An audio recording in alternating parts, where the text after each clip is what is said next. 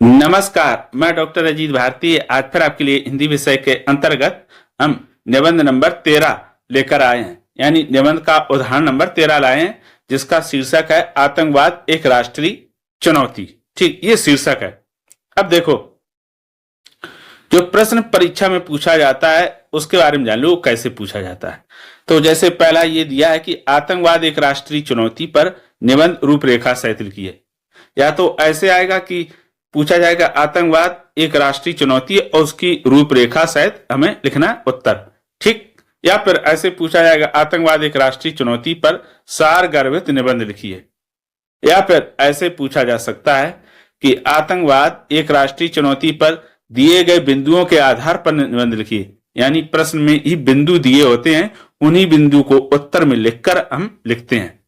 तो देखो, ये प्रश्न तीनों कैसे भी पूछे जाएं, यानी आतंकवाद पर कोई भी प्रश्न पूछा जाए निबंध के रूप में, तो आपको उत्तर इस तरह से लिखना है। लिखेंगे हम पहले उत्तर में लिख देंगे कि निबंध, फिर लिख देंगे आतंकवाद एक राष्ट्रीय चुनौती। अब इसकी रूपरेखा, या तो अगर बिंदु दिए होंगे तो हम उसके आधार पर लिखेंगे, अगर नहीं दिए होंगे तो हम रूपरेखा क्या अपनी तरफ से अपने मन से बनाएंगे, जो आप तैयारी करके रखते हो। तो पहली रहेगी भूमिका और आखिरी रहेगी उपसंहार।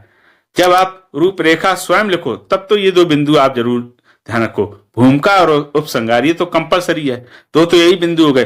भूमिका में परिचय दिया जाता है, निबंध जिस विषय पर पूछा जाता है। उपसंहार में निष्कर्ष दिया जाता है, यानी कंक्लूजन, पूरे पाठ निबंध का निचोड़।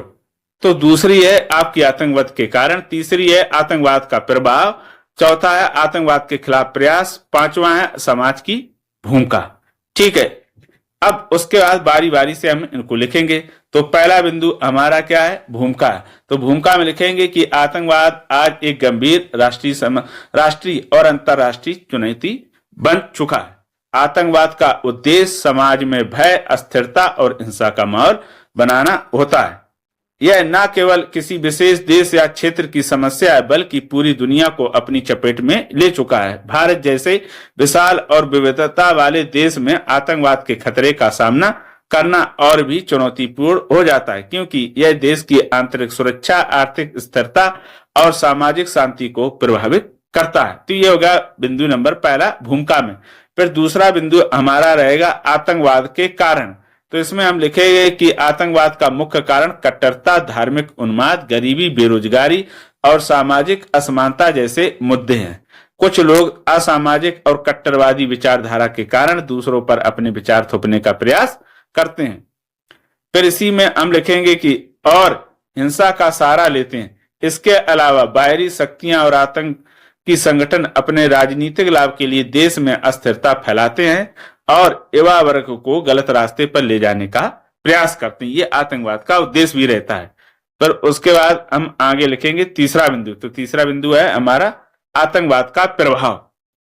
तो आतंकवाद का प्रभाव न केवल उस स्थान तक सीमित होता है जहां घटनाएं घटित होती हैं, बल्कि पूरे देश पर इसका गहरा प्रभाव पड़ता है। आतंकवादी हमलों के कारण निर्दोष लोग अपनी जान गंवाते हैं और देश की जनता के मन में भय व्याप्त हो जाता है।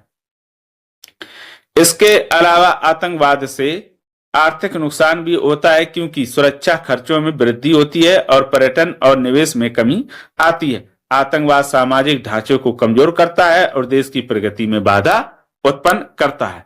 तो ये हो गया आपका तीसरा बिंदु। फिर आपका रहेगा चौथा बिंदु। तो चौथे बिंदु में दिया है कि आतंकवाद के खिलाफ प्रयास। तो लिखेंगे कि आतंक के उन्मूलन, जड़ से समाप्त, यानी उन्मूलन का अर्थ होता है जड़ से समाप्त करना, के लिए भारत सरकार और सुरक्षा एजेंसियां सक्रिय हैं। देश में आतंकवाद से निपटने के लिए कई विशेष कानून बनाए गए हैं, जैसे कि आतंकवाद निरोधक अधिनियम और गैर कानूनी गतिविधियां यानी रोकथाम अधिनियम।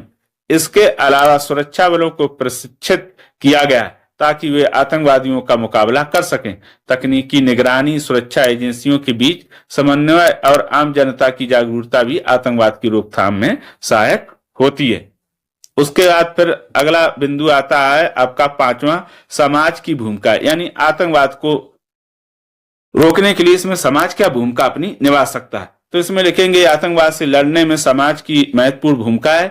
यदि आम जनता सतर्क और जागरूक हो तो आतंकवाद के कई खतरे समय रहते रोके जा सकते हैं। हमें अपने समाज में शांति, भाईचारा और सहिष्णुता, जिसे सहनशीलता कहते हैं, का माहौल बनाना चाहिए ताकि कट्टरपंथी विचारों का प्रसार ना हो सके। फिर आपका आता है अंतिम और आखिरी बिंदु, उपसंहार। उपसंहार में हम लिखेंगे कि आतंकवाद एक ऐसा अभिशाप है जो देश की शांति और सुरक्षा के लिए खतरा है। इसके उन्मूलन के लिए सरकार, सुरक्षा एजेंसियों और समाज को मिलकर प्रयास करने होंगे। एकजुट होकर हम इस चुनौती का सामना कर सकते हैं और अपने देश को सुरक्षित और समृद्ध बना सकते हैं। आतंकवाद का अंत तभी संभव है जब हम शांति, एकता और प्रेम की भावना को बढ़ावा दें और कट्टरता और असामाजिक तत्वों को पूरी तरह से क्या कर दें, नकार दें। तो ये हो गया आपका आतंकवादी एक राष्ट्रीय चुनौती पर निबंध समाप्त। अब देखो, निबंध लिखते समय में किन बातों का ध्यान रखना होगा। एक तो ये, अगर देखो बिंदु दिए हो तो उसी के आधार पर निबंध लिखेंगे, नहीं बिंदु दिए हो तो रूपरेखा आप खुद स्वयं बनाकर लिखेंगे। एक तो ये होगा। दूसरा, जब भी हम निबंध लिखेंगे तो ये सदैव ध्यान रखना कि हम इसमें उन शब्दों का प्रयोग करें जो हम आसानी से शुद्ध लिख पाए, जो कठिन और डिफिकल्ट शब्द का बिल्कुल प्रयोग ना कर पाए। और जिनको शुद्ध लिखना आता है तो वो कोई भी शब्द का प्रयोग कर सकते हैं। जिन्हें लिखने में कठिनाई या दिक्कत होती वो हमेशा सरल शब्दों का प्रयोग करें, कठिन का बिल्कुल ना करें, क्योंकि कठिन शब्दों का प्रयोग करोगे तो क्या होगा, अशुद्धियां होगी, अशुद्धियों से नंबर कट जाते हैं। ठीक है।